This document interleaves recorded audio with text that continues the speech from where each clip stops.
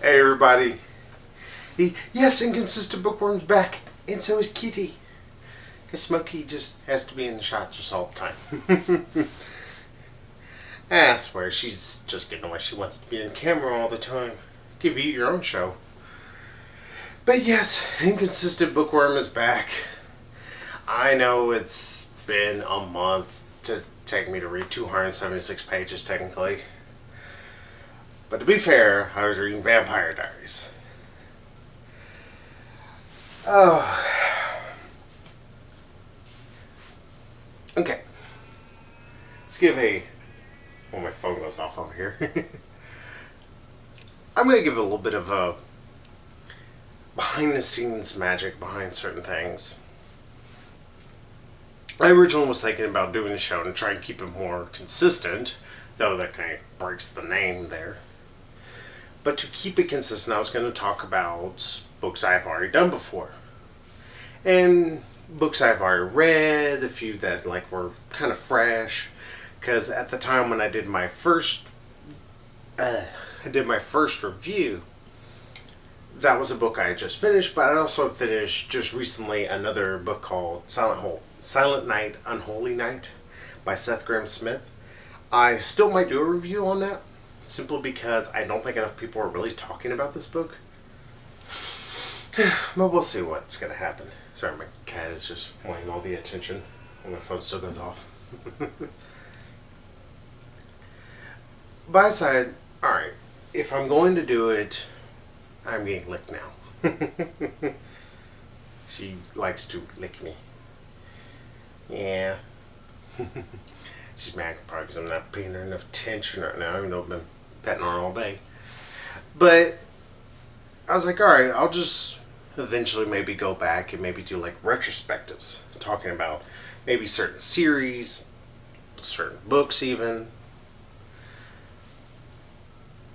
But I have, and it's because simply I want to say I have read it. Because I'm tired of people who say it's Twilight is the worst book ever without having read it. Yes, the movie is fairly accurate. It's one of the few movies that really does not change much from its source material, at least the first movie as far as I know. I didn't read any of the other ones. So you could just watch a movie and be able to come to a decent enough conclusion. But I said, no. I'm going to sit there. I'm going to read Twilight. I'm not going to give up on it. Because there are some books that I can't push myself through, and they're just terrible. They're poorly written. They're poorly characterized. Everything. But I said, no, I'm going to push through Twilight, and I'm going to figure out, is this actually better than the movie? Surprise, it's actually worse somehow. It seems weird, but somehow the book was worse than the movie. Probably did not help that the movie just clocks in at about 2 hours long. The book is 500 some odd pages. Now, why does Twilight even matter? Well, the show that this piece of crap is based on, yes, this is actually one of the first original paperbacks of it. I found it at a Goodwill. I said, why not?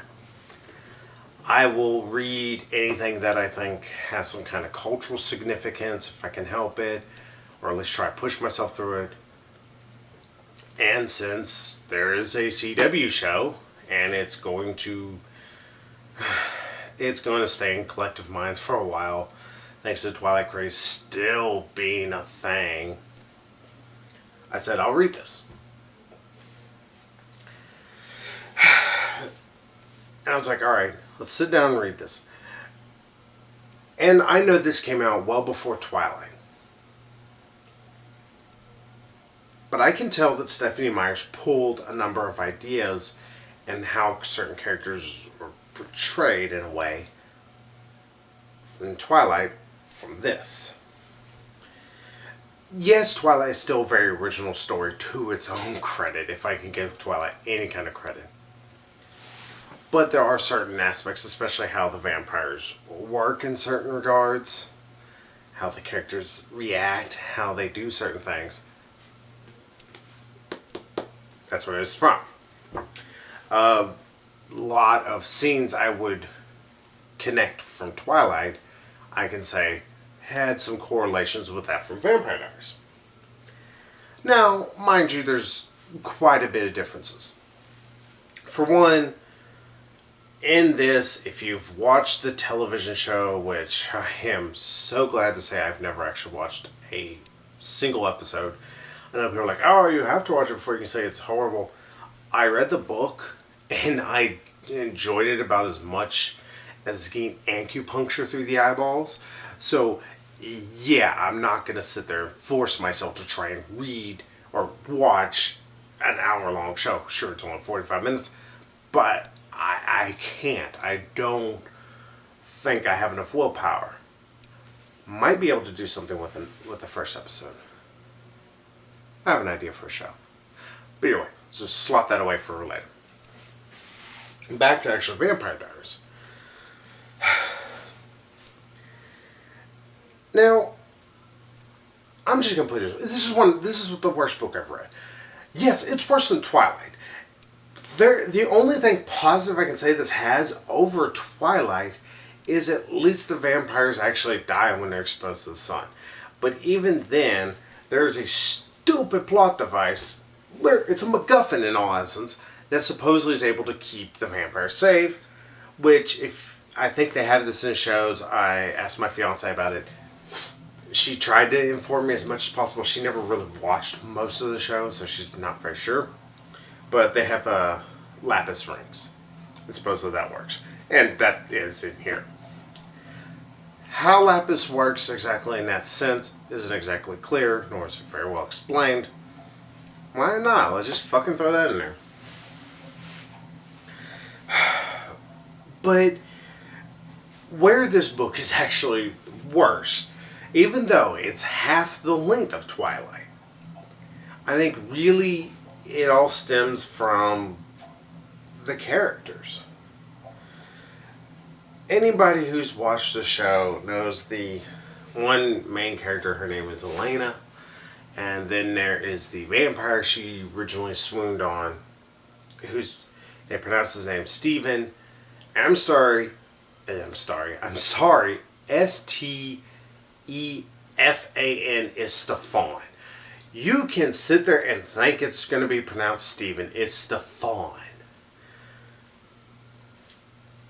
I mean, there's Stephen Curry, who his name technically should be pronounced Stephen Curry, but still, it's Stefan with an F. How that would be, it wouldn't be pronounced with a V sound. It'd be pronounced with a F sound, especially with the A there and everything.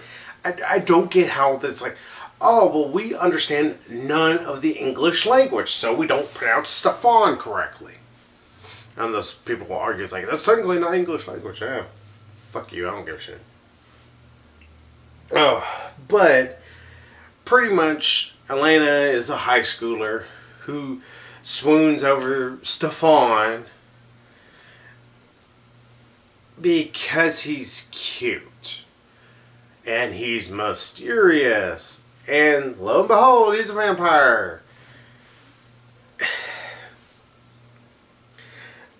Twilight had a bad issue constantly of, we had a lot of Bella, and it was mostly essentially from Bella's perspective in a way, but we had very little of the actual vampires.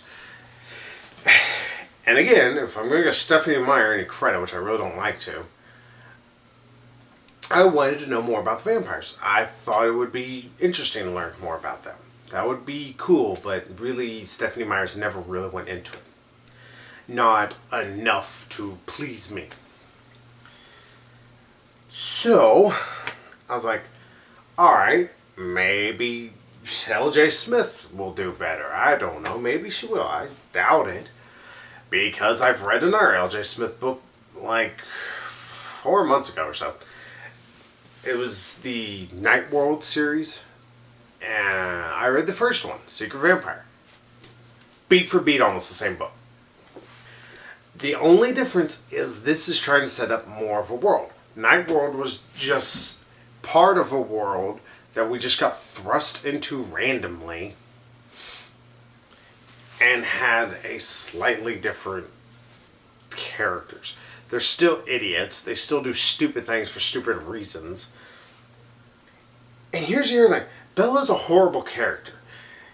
She's manipulative. She's kind of just not really a good person to want to be around. She doesn't feel like a person you would want to be friends with because of her manipulative nature, her kind of wishy-washiness at points, and even though she has supposedly strong convictions and suddenly it will just change on a whim, which never is very well explained.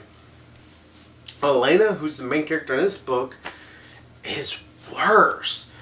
Because as wishy-washy as Bella would be, Elena is wishy-washy, but on top of everything, she thinks she's the greatest thing in the world. I know people can try and argue who've actually read the books and everything, but she even says, in her own words, when I walk by, guys stare and turn their heads. He won't. They're supposed to. It's so awful. It's like, really, this character is so full of themselves that they really think that guys should have to stare? What if they're gay? What if you're not their body type? What if they like women who have meat on their bones? Because as far as I can tell how they're explaining or describing her, she's not really, they don't. First off, L.J. Smith, I won't call her PC Cass. They all have the same issue. They don't really describe her very well. Like they kind of describe her with like brown hair and she's white or not. Which like, all right, well, thanks. I guess I will just throw Kristen Stewart there because it's about as bland as I can throw it in.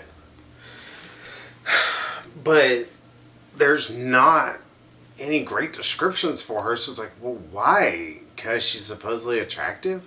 Well, what makes her attractive? It's the same issues people have whenever people are like, oh, this character's hot, and that's one of the great things about them. That's what draws them in. Then they have this personality. But there's not really a personality. And that's the thing. Elena doesn't really have a personality except for selfishness. And kind of being an idiot. And that's the entirety of this book is just her swooning over Stefan and wanting him. And just nothing, just fucking nothing happens through 3/4 of this novel. I barely would call this a novel or book or anything. It feels like a story that I'm pretty sure was actually was one book that's split into 2. I'm not reading volume 2 because I don't care that much. I know people are like, oh, you have to read volume 2 to get it. You should be able to tell a complete, concise story in one book. Stephanie Meyer was able to accomplish that somehow, even though she sucks. Suzanne Collins did it in Hunger Games. Hell, what's his name from the Maze Runner sort of fell into that trap in his own way. And the fact that the Maze Runner, the first book, really can't tell a very complete story. It feels like there's chunks there and still supposed to be there. That got taken out to make a sequel. I know some people can say, oh, there was always supposed to be a trilogy. And no, I'm pretty sure it wasn't. I think it was originally one kind of big book that got split into 3 pretty much and got stuff added to it. Or, oh, what's her name? I can't remember her name. Cassandra Clare. She was able to tell a complete story by doing in the first Mortal Instruments. I mean, the second one kind of suffered from a little bit of that issue. And it felt like that got drug into the third one, which broke me of that series. But I mean, seriously, we can't tell a complete story without having to go into a second book. It's my same issues I have with the part 1 and part 2 of movies. That's the reason why I'm a little hesitant with Infinity War, because it's split into 2. Am I getting half a movie, really? Or like with the Harry Potter and the Deathly Hallows, the movie, of course. The first one was, or the first part was nothing. It was just fucking talking. There's no reason this needs to be its own separate movie. This could be the first 10 minutes of it, the entire movie. Because it didn't add anything to it. I didn't care throughout 95% of that movie. And it's like, alright, well, we end now. Whenever stuff's going to be interesting, go see the second one. Thanks. I mean, you should be able to write a book without having to have a wiki open to be able to understand certain things. And also you should be able to write a book that doesn't have to have all these companion pieces just so you can at least understand the whole story. That's my issues that also I have with Mary Janice Davidson and what she started to do with her Undead series, at least from what I've read. I mean, you should be able to tell a complete story within one book, not a chunk of it. And I don't even know if this is even a chunk. It's not half. Like I said, 3/4 is nothing. And for longest, and even on the back cover here, I don't know if y'all can see that real well, it mentions it's like, oh, there's a love triangle. Helena's after thrills and she's torn between Stefan and his brother Jamin. He doesn't even, the second brother, he's the older brother, Damon, he doesn't pop up till nearly page 200. A 276 page book. He's over halfway through, he finally pops up. Sure, there's been hints of that he's been there, but it's really kind of just random crap, and it's just shit he's just doing to fuck with his brother for some reason. It's like, okay, I guess it's adding up. And by the end, whenever he pretty much reveals, yes, I've been doing it. It's just cause. It's cause he wants Elena and wants to pin it on Stefan. He wants Elena cause she looks like their old girlfriend that they both swooned over. And she was a selfish twat who ended up wanting them both. It's like, I marry you both. Oh, you don't want to share me? Imagine that. Two guys who've always had bitter issues with each other are not going to share something. Imagine that, you idiot. And that's the thing. That's a lot of what I was saying. You idiot. You idiot. Oh, God. This book was just so awful. And like I said, it's bad that I read Twilight in the same span. Partially was because of determination. I was like, I'm not making Twilight take forever and a day for me to finish. This took me the same amount of time because this was just something I was just forcing myself even worse. And just everything, I'd have to almost put it down because I'm like, God, that was bad. How's it getting worse? It's just bad. You don't have any good characters. You have nobody to root for. Stefan's just a whiner the whole fucking book. You don't care what he says. You don't care what he does. He just whines. And by the end of it all, you're just like, shut up. And that's the worst thing you can have whenever you don't want characters in the book. You're like, just as nuclear explosion, just get rid of everybody here. I'm tired of them all. I mean, you can't write a book series with completely unlikable characters. One who's self-righteous in his own cause in a way, and he's also a fool. Another one who's a self-important twit who's just a complete idiot and does stupid things constantly. And another one who he's just an arrogant a-hole. And he's barely in the book. I think grand total of his actual book time maybe added up to 7 or 8 pages. And it was just him being mysterious. It's like, why? And it's just because he wants Elena, who he wouldn't know about if he wouldn't been following Stefan around. But supposedly he's been... And this reason why he's been able to follow Stefan around, it's not exactly very well explained. Like, oh, well, he's been drinking the blood of humans, and that's this. But still, how's he around him? How's he able to follow him everywhere? Because he knows him and uses the powers, as they call it. Mind reading, because you can't just call it telekinesis. Yeah, telekinesis, telekinetic is moving stuff. Yeah, just can't call it telekinesis. That's actually a word. Or L.J. Smith. Sorry, it's a word. They don't like using good words. That's another issue. I don't know if I got an early copy that was supposed to be originally a review copy. That can happen at Google. It's actually kind of cool. I don't know if that's what happened here, but There's weird typos constantly. There's words that she uses completely incorrectly. You're like, that's not the word you're looking for. And like some things, like it's like, that's not the word at all you should be using.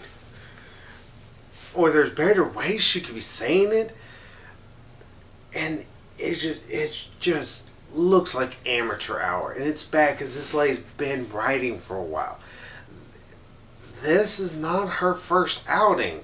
I mean, almost you could forgive people's first outing a little bit, but this is not the first time she's wrote something. It's just bullshit, and it's just horrible writing. It's like, why are you being paid any kind of money to do anything? You plain can't write. I'm sorry. Excuse me, but I mean, I would try and describe the plot, but all it is Elena is kind of sad because her parents die, which you kind of don't know. I mean, they somewhat hinted, like, her parents went away, is what she said, like, in the first diary entry thing, which that's wildly inconsistent, and it's just there every now and then to move the story forward a couple months. Yeah, this story takes place over the course of like 3 months, but the time progression and the feeling of it all is so like jarring feeling, and it just doesn't feel like it's actually the progression. It's just because of certain things. Well, we have to have a Halloween scene because it's a vampire story. So why not? So that's also another not good knock against it. Oh, God. There's something else with this whole book that I wanted to just blow my brains out over it. I'm like, oh, this is so awful. This is really, really, really, really bad. And it's not even bad in a slightly enjoyable way. It's tedious to the nth degree. And it's kind of sad that this lady's been given money to do this. Yeah, she got paid to make this. She got paid millions to make it a television show. Well, she didn't make it. I'm pretty sure she didn't write scripts for it. Yeah, people paid her actual money to create this thing, and it's awful. It's like kids read this. I mean, I don't know teenagers that would really enjoy this because it's just too stupid. I mean, it's really stupid. I don't know adults that would enjoy it. I'm an adult. I don't enjoy it at all. I mean, I don't get it. Why? Why does it? Why? I mean, that's the worst thing. I kept thinking about. Why? Why is this endured at all? Why did they make a television show? Well, I know why they made a television show. It's because they were looking for something. Vampire Academy didn't want to sell cheap to make a television show, so they bought this piece of shit. Oh, God. It's so bad. Oh, so fucking bad. Oh. I would, like I said, I would try and explain its plot, but literally it's just girl swoons over guy. Guy rejects her until he suddenly decides not to. And again, it's over one of my worst conventions, which is an attempted rape scene. Okay.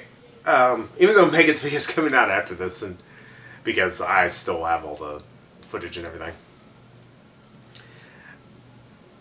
My issues with any kind of rape scenes in stories like this, like also Sea of Goddess that Megan reviewed, or Goddess of the Sea, sorry. Sea of Goddess makes no sense. It is one thing to have rape be something that happens. It's an eventuality of something. Like, for instance, I Spit on Your Grave. It's one thing because it kind of eventually you can see it's leading up to this. But it's another thing that is just used to make the story move. I Spit on Your Grave, it's a traumatic scene, but it wasn't making the story move. It didn't push the story forward. it changed the direction. Yeah, so technically it's a plot device, but not in the same sense as with this. It's simply to make the story keep going forward. Because without this pointless attempted rape scene, the story would have just kept going into nothing. And that's what, like, 85 pages are. It's just Elena swooning over Stefan, but she can't have him because he's cold and distant. And then whenever God tries to rape her, he suddenly brings her in, decides to be her boyfriend, just cause, randomly. It's like, okay, so why? Hey, be it for me to actually try and point out a fucking flaw in your book, LJ Smith. Ugh. But I hate the use of rape as a plot mover. You shouldn't be using it that way. It's wrong to use it to simply just move a plot forward. Identity Crisis failed in the same regard. And the only reason they use it, especially when they have female leads or it's about a female, it's because it is something that is done to women. Never mind the fact it happens to men still. But it's most prevalent about being done to women. That's the only reason why they do it.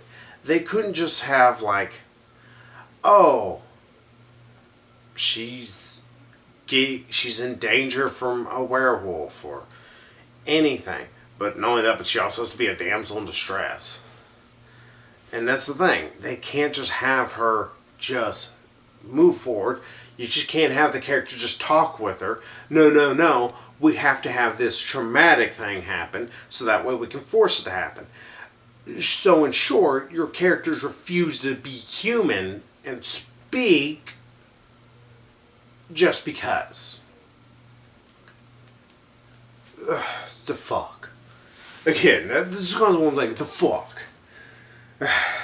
I mean, I would go into it more, but it just angers me talking about it. It's one of the issues I have with many different books, especially dealing with vampires. But I will try not to get into it even longer, because otherwise this video is going to be like 4 hours long. I've covered that much.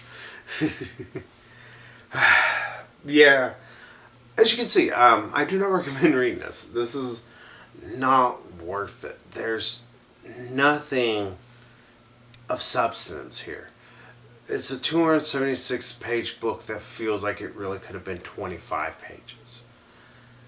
This feels like a short story that got blown out, but the writer was so crummy in terms of being able to try and actually expand upon it that she just literally threw in filler that didn't add up to anything. And it's also bad that we get Stefan whenever he eventually exposes her, I'm a vampire. We get the same thing that Bella did whenever she learned that Edward Vampire. She's like, cool. Thanks. I need a reminder of fucking Twilight. Yeah, I know technically LJ Smith did it first, but just because you did it first doesn't make it best. And it's also worse because you inspired another book. Sorry, I had to get my cord so I can actually eventually upload this here in a few moments. So yeah, don't read Vampire Diaries.